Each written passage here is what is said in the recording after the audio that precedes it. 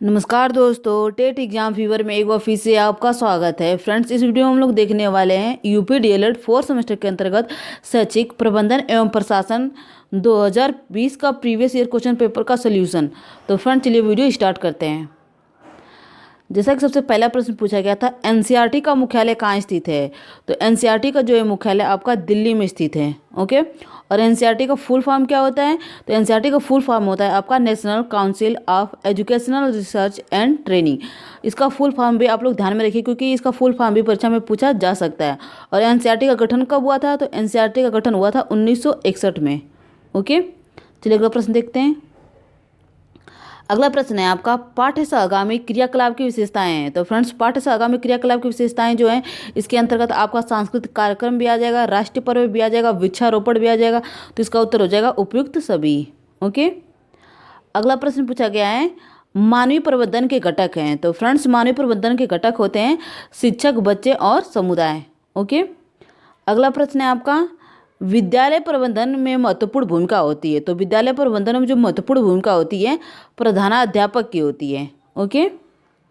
अगला प्रश्न है आपका, जिला स्तर की सर्वोच्च अकादमिक संस्था है। तो फ्रेंड्स, जिला स्तर की सर्वोच्च अकादमिक संस्था डाइट है। ओके। डाइट का फुल फॉर्म क्या होता है। तो डाइट का फुल फॉर्म होता है district institute for education and training. Okay, तो इसको भी आप लोग ध्यान में रखिएगा। फुल फॉर्म परीक्षा में पूछा जा सकता है और प्रीवियस ईयर में पूछा भी गया है। ओके। और सीमेट क्या होता है। तो सीमेट को बोला जाता है राज्य शैक्षिक प्रबंधन एवं प्रशिक्षण संस्थान। और सीमेट का गठन कब हुआ था। तो सीमेट का गठन 1995 में हुआ था। ओके। और एनसीईआरटी का बात हम लोगों ने अभी की, और बीआरसी मतलब ब्लॉक संसाधन केंद्र। ओके। अगला प्रश्न है आपका, समस्या समाधान का प्रमुख अंग है। तो फ्रेंड्स, समस्या समाधान का प्रमुख अंग है आपका अधिगम प्रक्रिया। ओके, चलिए अगला प्रश्न देखते हैं। फ्रेंड्स, अगला प्रश्न है आपका 7 नंबर पर, राज्य हिंदी संस्थान कहाँ स्थित है। तो राज्य हिंदी संस्थान जो है स्थित है आपका वाराणसी में। ओके। और प्रयागराज में क्या स्थित है। तो प्रयागराज में स्थित है राज्य विज्ञान शिक्षा संस्थान। ओके, तो इसको भी आप लोग ध्यान में रखिएगा। प्रयागराज में जो स्थित है आपका राज्य विज्ञान शिक्षा संस्थान। ओके। और लखनऊ में क्या स्थित है। तो लखनऊ में आपका स्थित है राज्य शैक्षिक तकनीकी संस्थान और राज्य परियोजना कार्यालय। ओके, ये दोनों आपका लखनऊ में स्थित है। कहाँ पे स्थित है। लखनऊ में। ओके, तो इसको भी आप लोग ध्यान में रखिएगा, कहीं से भी परीक्षा में प्रश्न पूछा जा सकता है।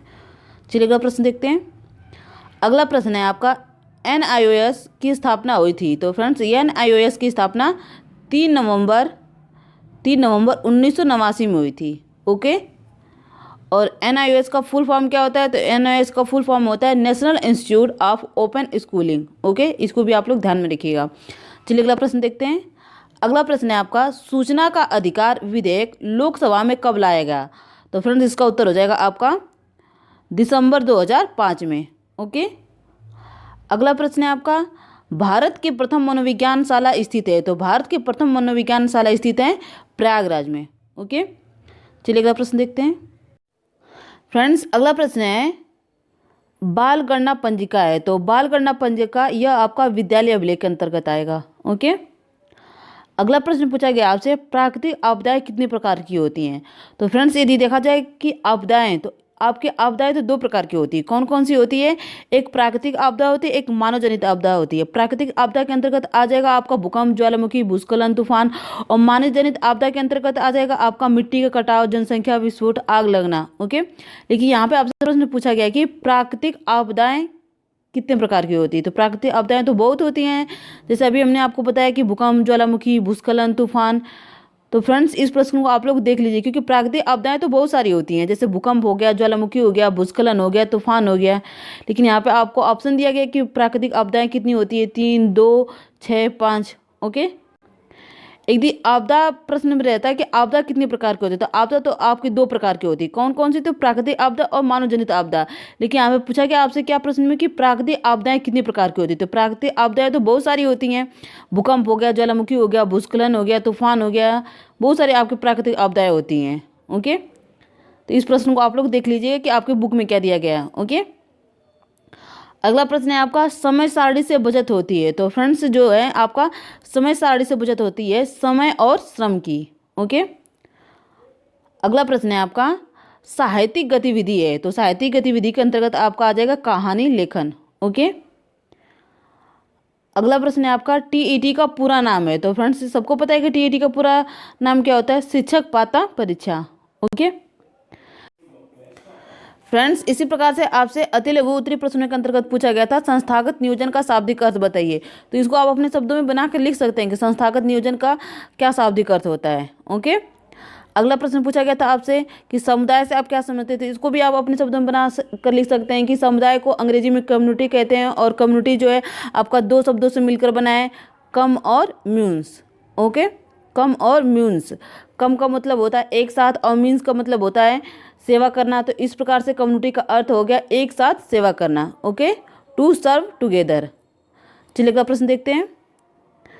अगला प्रश्न है आपका फ्रेंड्स 18 नंबर पे आपसे प्रश्न पूछा गया था, अभिभावक शिक्षक संघ के दो उद्देश्य बताइए। तो इसमें आपको दो उद्देश्य लिखना था अभिभावक शिक्षक संघ के। तो इसमें आप लिख सकते थे कि अभिभावकों तथा शिक्षकों के मध्य पारस्परिक संबंध एवं साझेदारी उत्पन्न करना, बालक की संपूर्ण गतिविधियों से अवगत होना, बालक की संपूर्ण समस्याओं का निदान करना, विद्यालय के शैक्षणिक स्तर को उन्नत करना। ओके इसमें आप लिख सकते थे। अगला प्रश्न पूछा गया था, विद्यालय के मानव संसाधन कौन कौन से हैं। तो यही आपका प्रश्न बहुविकल्पी में भी पूछा गया है। तो विद्यालय के मानव संसाधन हो जाएंगे आपके शिक्षक, बालक, समुदाय। ओके अगला प्रश्न पूछा गया था कि समय सारणी की परिभाषा लिखिए। तो इसको आप बनाकर लिख सकते हैं कि समय सारणी की परिभाषा क्या है। जैसे समय तालिका के माध्यम से यह ज्ञात होता है कि स्कूल के काम करने के घंटे कब प्रारंभ होते हैं तथा कब मध्यावकाश होता है, एक शिक्षक के कितने पीरियड होते हैं, कौन शिक्षक क्या पढ़ाता है, इससे कार्यों को नियमित तथा व्यवस्थित रूप दिया जाता है। ओके समय सारणी के द्वारा। अगला प्रश्न पूछा गया था, वित्तीय प्रबंधन से आप क्या समझते थे। इसको भी आप बनाकर लिख सकते हैं। इसी प्रकार से पूछा गया था अगला प्रश्न, प्राकृतिक आपदाओं के नाम बताइए। तो फ्रेंड्स प्राकृतिक आपदाओं में आप लिख सकते हैं जैसे भूकंप हो गया, ज्वालामुखी हो गया, भूस्खलन हो गया, तूफान हो गया, बादल फटना हो गया, सुनामी हो गया, ये सभी आपके प्राकृतिक आपदाओं के अंतर्गत आ जाएगा। ओके अगला प्रश्न पूछा गया था, शैक्षिक भ्रमण के दो महत्व बताइए। तो शैक्षिक भ्रमण के दो महत्व, ये भी बिल्कुल सिंपल प्रश्न है। आप इसमें लिख सकते हैं कि शैक्षिक भ्रमण से ज्ञान में वृद्धि होती है, संसार के व्यवहारिक ज्ञान की प्राप्ति होती है, दृष्टिकोण विस्तृत होता है। ओके और शैक्षिक भ्रमण से जो बालक जो भी विषय वस्तु पढ़ते हैं वो ज़्यादा बेटर तरीके से समझ में आता है शैक्षिक भ्रमण के द्वारा। ओके अगला प्रश्न है, विद्यालय का हृदय किसे कहा जाता है। तो पुस्तकालय को विद्यालय का हृदय कहा जाता है। ओके अगला प्रश्न इसी प्रकार से आपसे पूछा गया था, विद्यालय संगठन का क्या उद्देश्य है। तो ये आपका प्रश्न प्रीवियस में पूछा गया है कि विद्यालय संगठन का क्या उद्देश्य है। ओके तो इसमें आप लिख सकते थे कि विद्यालय संगठन का उद्देश्य है बालकों को ऐसे अवसर प्रदान करना जिनमें उनकी समस्त जन्मजात शक्तियों का सामंजस्यपूर्ण विकास संभव हो सके। इसके अतिरिक्त उनकी मूल प्रवृत्तियों का उपयोग तथा शोधन एवं रुचियों का स्वस्थ प्रकाशन तथा परिष्करण हो सके। बालक के संपूर्ण व्यक्तित्व का संतुलित विकास करने की दृष्टि से विद्यालय संगठन का उद्देश्य शारीरिक, मानसिक, चारित्रिक तथा सामाजिक गुणों का विकास करते हुए उसे इस योग्य बनाना कि वो भावी जीवन में अपने दायित्वों का निर्वाह सफलता एवं सच्चाई के साथ कर सके। ओके फ्रेंड्स अगला प्रश्न पूछा गया था आपसे 26 नंबर पर, लर्निंग कॉर्नर से आप क्या समझते हैं। ओके तो इसमें आप लिख सकते थे कि लर्निंग कॉर्नर विद्यालय का वो कोना होता है जिसमें शिक्षण से संबंधित शिक्षण अधिगम सामग्री का संग्रह होता है।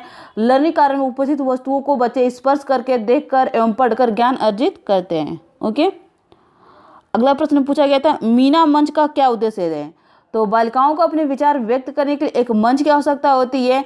मीना मंच के द्वारा बालिकाएं अपने विचार तथा सीमाएं व्यक्त कर सकती हैं। यही मीना मंच का गठन का प्रमुख उद्देश्य होता है। और इसमें आप लिख सकते थे कि इस मंच के माध्यम से बालिकाओं को शिक्षा के लिए प्रेरित किया जाता है। ओके अगला प्रश्न है आपका, प्रयोगशाला के महत्व पर संक्षिप्त टिप्पणी लिखिए।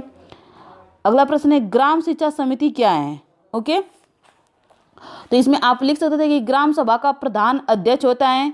ओके और बेसिक विद्यालय के छात्रों के 3 संरक्षक या अभिभावक जिनमें एक महिला होती है, यह उप विद्यालय निरीक्षक द्वारा मनोनीत किए जाते हैं। बेसिक विद्यालयों के प्रधानाध्यापक, एक से अधिक विद्यालय होने पर वरिष्ठतम प्रधानाध्यापक एवं इस समिति का सदस्य सचिव होता है। ओके इस प्रकार से आप इसमें ग्राम शिक्षा समिति में लिख सकते हैं। ओके चलिए अगला प्रश्न देखते हैं, विद्यालय अभिलेख के प्रकार बताइए। तो विद्यालय अभिलेख में आप लिख सकते थे कि उपस्थिति पंजिका, अवकाश पंजिका, मध्याह्न भोजन पंजिका, छात्र उपस्थिति पंजिका, विद्यालय छोड़ने का प्रमाण पत्र, विद्यालय प्रवेश अभिलेख, पुस्तक वितरण इत्यादि ये आपके विद्यालय अभिलेख के अंतर्गत आ जाएगा। ओके इसी प्रकार से आपके लघुत्तरीय प्रश्न में पूछा गया था संस्थागत नियोजन एवं प्रबंधन के महत्व पर प्रकाश डालिए। तो फ्रेंड्स ये सारे लॉन्ग क्वेश्चन है, इसको आप लोग देख लीजिएगा। ओके, अगला प्रश्न पूछा गया था राज्य स्तर पर कार्य करने वाले किन्हीं 2 अभिकरणों पर संक्षिप्त टिप्पणी कीजिए। भारत में सूचना के अधिकार पर संक्षिप्त टिप्पणी लिखिए। ओके, अगला प्रश्न पूछा गया था अध्यापक डायरी से क्या अभिप्राय, वर्णन कीजिए। समय तालिका की उपयोगिता का वर्णन कीजिए। तो फ्रेंड्स इन सभी प्रश्नों को आप बनाकर लिख सकते हैं अपने लैंग्वेज में। ओके, तो फ्रेंड्स आज के लिए बस इतना ही। यदि आपको ये वीडियो पसंद आती है तो प्लीज़ ज़्यादा से ज़्यादा लाइक शेयर और सब्सक्राइब कीजिएगा। धन्यवाद।